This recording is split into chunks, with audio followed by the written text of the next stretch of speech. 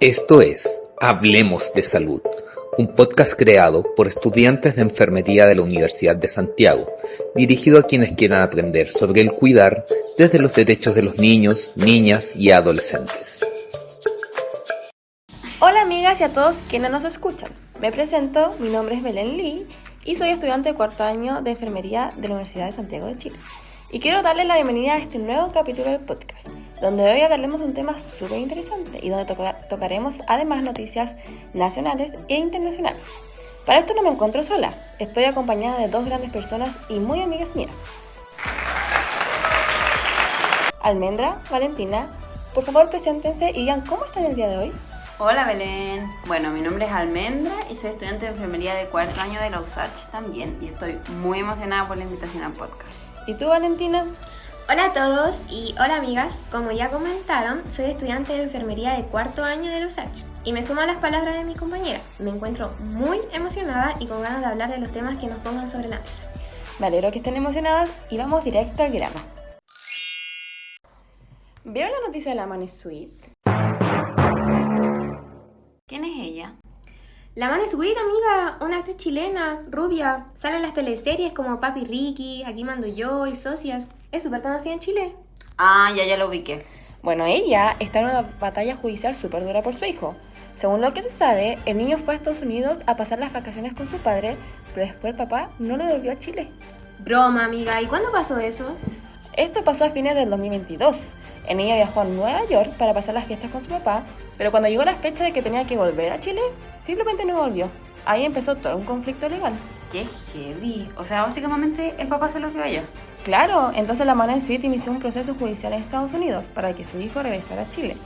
Presentó una solicitud para que se aplicara un mecanismo legal que obligaba a los niños a devolverse cuando los padres los retienen en otro país sin su consentimiento. ¿Y qué pasó con eso? Porque suena como que debería ser relativamente claro. No fue tan simple, ¿eh? Durante el juicio incluso el propio niño declaró y dijo que prefería quedarse viviendo allá, en Estados Unidos, con su padre. Según lo que se informó, él dijo sentirse más cómodo allá y no quería regresar a Chile. Igual eso debe ser súper complicado porque estamos hablando de un niño en medio de todo esto. No, e imagínate lo difícil emocionalmente para todos. Además, ella ha dicho que se siente que el papá ha influido en el niño y que eso ha afectado su relación también con él. Incluso ahora para el Copihue de Oro le mando un saludo. Me dio pena igual eso. Sí, a mí igual me dio pena. Y después de más de un año de juicio y apelaciones, la justicia estadounidense terminó fallando a favor del padre. Incluso la Corte Suprema de Estados Unidos rechazó revisar el caso, lo que dejó la custodia definitivamente con él. O sea, que ella no puede recuperarlo. O sea, por el momento me imagino que no. El fallo significa que el niño se queda viviendo con su padre en los Estados Unidos. Mane Sweet solo puede verlo viajando allá y bajo las condiciones que estableció la justicia. Qué fuerte igual, porque al final ella es la mamá y el niño vivía con ella en Chile, antes de todo esto. Sí, de hecho el niño vivía principalmente con ella y viajaba algunas ocasiones a ver al papá. Pero este viaje fue lo que cambió todo el escenario. Debe ser uno de los momentos más duros de su vida. Totalmente. Además, ella ha compartido en redes sociales, no sé si lo han visto, que ha sido un proceso súper doloroso, pero que sigue luchando por mantener el vínculo con su hijo. Sí, y el caso también abrió una conversación bien fuerte en Chile sobre los conflictos de la custodia internacional y lo difícil que es cuando los padres viven en países distintos. Claro, me imagino, porque ya no es solo un tema familiar, también es un tema legal entre países. Y al final los que más sufren son los niños. Exactamente. Por eso este caso ha generado tanta discusión, porque mezcla la fama, la justicia internacional y una historia súper humana detrás. Uy, ¿saben qué? Eso me suena a un concepto que se ha hablado harto, que es la violencia vicaria. ¿La cachan? Exacto, Valentina. De hecho, ese es el concepto que quería hablar el día de hoy. Y para visualizar también los distintos tipos de violencia que existe hoy en día. Almendra, ¿tú has escuchado este concepto? Sí, amiga. En palabras simples, es una forma de violencia de género donde el agresor utiliza a los hijos o hijas para hacerle daño psicológico o emocional a la madre. O sea, el objetivo final es dañarla a ella, pero el medio son los niños o niñas. Es como un te hago daño a través de. Claro, y muchas veces aparece cuando la relación ya se terminó y el agresor pierde el control directo sobre la mujer. Entonces, ¿qué hace? Ocupa a los niños para poder hacerle daño a la madre indirectamente. Y algo súper importante es que esto suele pasar en lo privado, como dentro de la familia, entonces se confunde mucho con un conflicto parental normal. Claro, como que al final se minimiza. Además hay que agregar que esta puede manifestarse de muchas maneras. ¿Ustedes cuáles conocen? Yo creo que una súper común es la violencia psicológica. Como cuando el agresor manipula al niño contra la mamá, lo interroga sobre ella, la culpa frente al hijo genera miedo, que es lo que le está pasando a la Manesweet. Claro, también está la violencia vincular, que es cuando interfieren indirectamente en la relación madre e hijo. Como por ejemplo el tema de impedir las visitas, ¿o no? O retener al niño, o poner obstáculos para que se pueda ver con su mamá. También está la violencia económica, amiga. Por ejemplo, cuando usan la pensión de alimentos como forma de castigo o control. Eso se ve harto. También otra forma es la violencia judicial, que es cuando se usan denuncias o procesos legales de una forma reiterada para desgastar a la madre. Ah, como una persecución legal. Así como se ha comentado en el caso de Kazu, donde ella relató situaciones legales y emocionales que le hicieron sentir pérdida de control sobre decisiones relacionadas con su hija.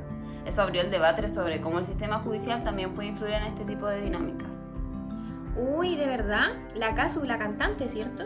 Sí, es la que canta la canción. Ella relató que durante una mediación se propusieron distintos acuerdos respecto a un permiso relacionado con su hija. Primero se habló de que el permiso fuera hasta que la niña cumpliera 18 años. Después se planteó que fuera hasta los 5 años. Pero según contó, el abogado de la otra parte rechazó esas propuestas. Y lo que más le impactó fue que le dijeron que igual el permiso podía revocarse cuando quisieran. ¡Qué heavy! O sea, al final ella sentía que no tenía control en la decisión. Exacto, amiga. De hecho, en una entrevista ella dijo que fue bien fuerte. Contó que en ese momento sintió como si estuvieran decidiendo que otras personas tenían el control sobre ella y sobre su hija. Incluso relató que las otras 2 mujeres que estaban en esa llamada quedaron en silencio como en shock. Qué angustiante debe ser sentirse algo así, sobre todo cuando se trata de decisiones sobre tu propio hijo o hija. Sí, ella dijo que fue uno de los peores momentos de su vida. Y más allá del caso personal, mucha gente empezó a comentar que esto abre una discusión más grande, como los procesos legales pueden afectar emocionalmente a las mamás, especialmente cuando hay conflicto entre los padres. Claro, porque al final el sistema judicial tiene un rol súper importante. Se supone que está para proteger a los niños y garantizar que las decisiones sean justas para ambos padres, pero a veces también puede generar situaciones muy tensas o desiguales. Igual es complejo, porque hay muchas familias que pasan por mediaciones o juicios cuando se separan, y no siempre es fácil llegar a acuerdos. Totalmente. Y de hecho diversos medios ya lo categorizan como violencia vicaria. ¡Wow! La verdad es que es súper impactante todo lo que estamos comentando y quiero reiterar el tema de cómo el sistema judicial tiene un papel súper importante en estas situaciones. Al final es el que tiene la responsabilidad de proteger tanto a la madre como a los niños. Sí, es una situación súper fuerte. En los casos más graves, la violencia vicaria puede manifestarse a través de negligencia intencional o incluso daño físico hacia los hijos, utilizándoles como un medio para causar sufrimiento a la madre. Esta es sin duda una de las formas más extremas y graves de violencia de género, porque no solo afecta profundamente el bienestar emocional de la mujer, sino que también vulnera directamente la integridad y la seguridad de sus niños. Pero igual, ojo, porque estamos hablando de violencia vicaria, pero acá en Chile la violencia vicaria no se reconoce como un delito con ese nombre en específico, sino que se incluye dentro de la violencia de género, como por ejemplo que está la ley 21.675, que es la más reciente y busca prevenir y erradicar la violencia de género. Y ahí se reconoce este tipo de violencia dentro de ese contexto. También sigue siendo súper importante la otra ley, la 20.066, de violencia intrafamiliar, porque es la que permite activar medidas de protección, como órdenes de alejamiento o resguardo para los niños y niñas. Sí, amiga, en verdad es súper importante porque he sabido que países como España y algunos estados de México han avanzado en su reconocimiento específico. Entonces al final el concepto se está visibilizando cada vez más, pero legalmente todavía se aborda como otras leyes. Igual es rígido, porque muestra que es una realidad que existe pero que todavía está en proceso de ser reconocida de forma más específica. Bueno, ya entendiendo este concepto y viendo que es una realidad a través de las noticias que comentamos, quiero invitarla a profundizar más de este tema, porque claro, sabemos que es una violencia del progenitor hacia la madre, pero ¿qué pasa con los niños y las niñas? Que al final son utilizados como un medio para dañar, pero siguen siendo víctimas también, y muchas veces son las más invisibles en todo esto. Muy buen punto, Belén. De hecho, desde el área de la salud se ha visto que los niños expuestos a este tipo de violencia pueden presentar muchas consecuencias, como por ejemplo ansiedad, síntomas depresivos, cambios conductuales, regresiones como volver a hacerse pipí en la cama, somatizaciones como dolor de guata o de cabeza sin una causa médica clara, y también problemas de apego. Es súper fuerte eso, porque a veces uno podría pensar que los niños no se dan cuenta de nada, pero en realidad sí lo sienten. Exacto. Y algo clave es que muchas veces los niños no lo verbalizan porque obvio no te van a ir a decir estoy viviendo violencia vicaria, porque no tienen las herramientas ni emocionales ni el lenguaje para entenderlo. No, y lo expresan de otras formas. Sí, lo muestran con el cuerpo, con el comportamiento. Como dijo la Vale, pueden volverse más retraídos, más irritables, o bajar su rendimiento escolar, tener problemas para dormir, pesadillas, o incluso miedo a separarse de uno de los cuidadores. O sea, al final que el cuerpo empieza a hablar lo que el niño no puede decir con sus propias palabras. Tal cual. Y ahí es donde yo creo que el equipo de salud tiene que tener una mirada mucho más integral, no quedarse solo con el síntoma físico. Claro, porque muchas veces llegan a la consulta por algo físico, como un dolor abdominal, pero en el fondo hay un componente emocional súper importante. Claro, al final no es solo un síntoma, es todo un contexto. Exactamente. Y si esto no se detecta ni se aborda a tiempo, puede afectar todo el desarrollo socioemocional del niño o niña. Puede influir en su autoestima, en la sensación de seguridad, en su forma de relacionarse con otras personas. Incluso, amiga, puede afectar la forma en que ve el mundo. Puede verlo como un lugar inseguro o inestable. Qué fuerte eso. O sea, estamos hablando de experiencias que pueden marcar todo su desarrollo. No, y algo súper importante es que el niño también puede sentirse en el conflicto interno, como que tiene que elegir entre la mamá o el papá, lo que genera mucha carga emocional para él. Amiga, sí, y al final eso no le corresponde a un niño. Un niño debería sentirse protegido, no estar en medio de todo un conflicto de los papás. Totalmente, y ahí es donde entramos nosotras también, de nuestro rol como futuras enfermeras. ¿Ustedes qué creen que es clave como enfermería en estos casos? Amiga, yo creo que muchas veces somos el primer punto de contacto con el sistema de salud. Por ejemplo, en el CEFAM, en un control de niños sanos o en una urgencia. Es que estamos en primera línea y eso nos da una oportunidad súper importante de detectar señales de alerta. Que quizás otros profesionales no ven en el primer momento. Exacto, y desde ahí podemos hacer varias cosas. Primero, la detección precoz, observando no solo lo físico, sino también lo emocional y la conducta del niño. Y se te olvida la escucha activa, que es súper fundamental. Sí, súper importante también generar un espacio seguro para el niño y la madre. Sí, amigas, todo lo que dicen, escuchar sin juzgar, sin invalidar y con empatía. Muchas veces las madres tampoco se sienten escuchadas o creídas. No, y algo también súper importante en esta línea es el registro clínico. Porque el registro clínico puede transformarse en una herramienta legal y de protección. Tiene que ser claro, objetivo y responsable. Amiga, sí, y después del registro también la derivación oportuna. Como seguir los protocolos, por ejemplo, derivar a salud mental o a la trabajadora social o activar las redes de protección. O sea que al final no estamos solo en esto, hay que tener en cuenta que formamos parte de un equipo. Sí, y algo fundamental es trabajar siempre desde el enfoque de derecho. Eso es súper importante, ¿eh? Reconocer a los niños, niñas y adolescentes como sujetos de derechos, no solo como acompañantes de un adulto. Y priorizar su bienestar y su protección, amiga. Al final, nuestro rol no es solo cuidar el cuerpo, sino también proteger el bienestar integral. Claro, porque la salud no es solo física, también es emocional, psicológica y social, es un todo. Y muchas veces una intervención oportuna puede marcar una diferencia enorme en la vida de un niño o una niña.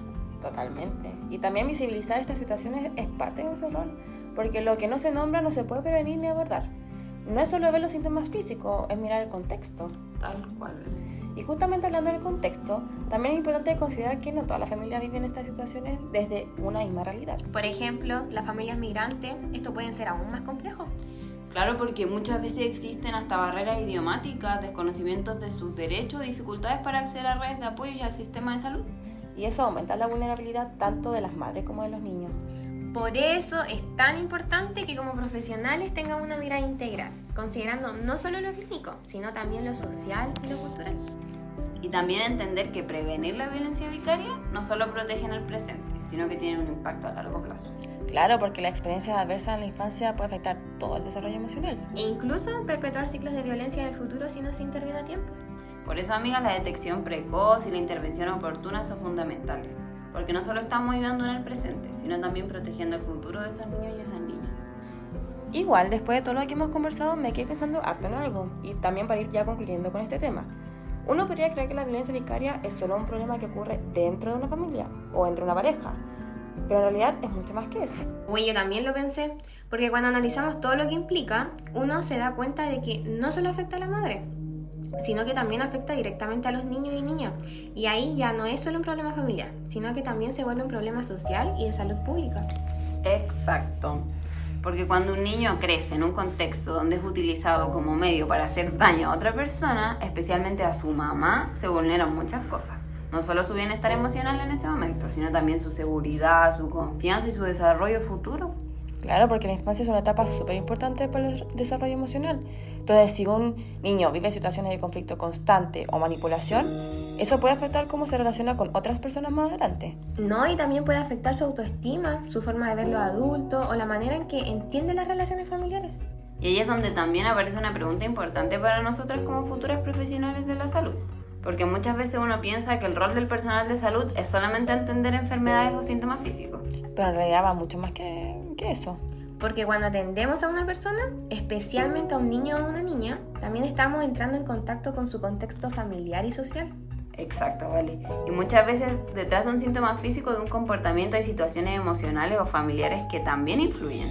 Por ejemplo, un niño que te llega con ansiedad, con miedo o que se muestra muy retraído, podría haber muchas razones, pero también podría estar viviendo una situación difícil en su entorno familiar. Amiga, por eso es tan importante que como profesionales de enfermería tengamos una mirada más amplia, no quedarnos solo con lo que vemos a primera vista. Ahí entra mucho el concepto del enfoque biopsicosocial, que justamente busca entender a la persona de manera integral. Claro, considerando que la salud no depende solo de lo biológico, sino también de factores psicológicos y sociales. Y eso aplica mucho cuando hablamos de niños, porque ellos dependen completamente de su entorno.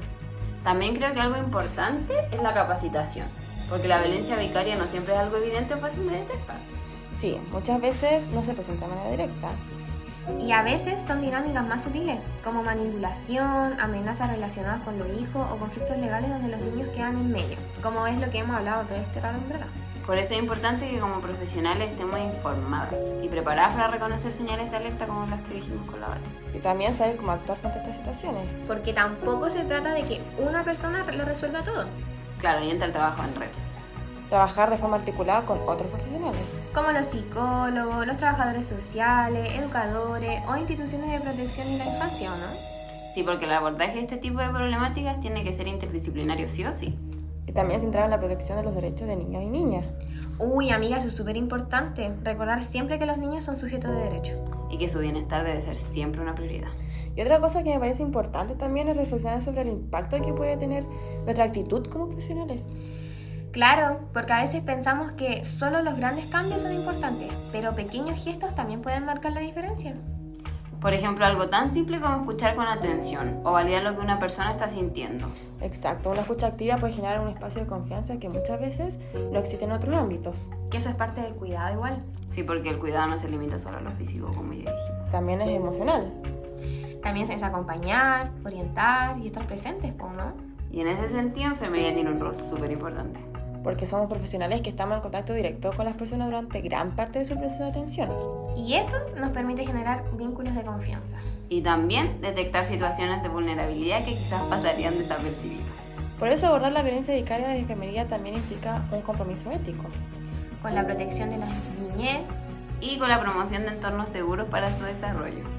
Además de entender que nuestras acciones, por pequeñas que parezcan, pueden tener un impacto significativo en la vida de un niño o una niña. Oye, amiga, y por ejemplo, orientar a una familia, derivar a tiempo, simplemente prestar atención a una señal de alerta. Amiga, todo eso puede marcar una diferencia. Por eso creemos que visibilizar esta problemática es un primer paso muy importante. Ah, sí, porque muchas veces estas situaciones no se hablan o pasan desapercibidas. Y mientras más se converse sobre esto, más conciencia se genera. Porque al final ningún niño debería ser utilizado como un medio de daño. Bueno, amiga, los niños deberían ser protegidos y cuidados. Y yo creo que como futuras enfermeras tenemos la responsabilidad no solo de cuidar desde lo clínico, sino también de proteger, acompañar y actuar también frente a situaciones de vulneración. Y al final, cuidar a la niñez también es cuidar nuestro futuro. Bueno, antes de terminar, también queremos recordar algo súper importante para el podcast. Sí, que si alguien que nos escucha se siente identificado o ha vivido este tipo de violencia, puede buscar ayuda. En Chile existen diversos números donde se puede denunciar o recibir orientación. Por ejemplo, Carabineros al 133, la PDI al 134, el Fondo Familia de Carabineros 149 y también el 1455, que entrega orientaciones en caso de violencia. Porque pedir ayuda puede ser un paso muy importante para protegerse y proteger a los niños. Ahora sí, con esto llegamos al final de nuestra conversación. Gracias por acompañarnos y por reflexionar con nosotras sobre este tema tan importante.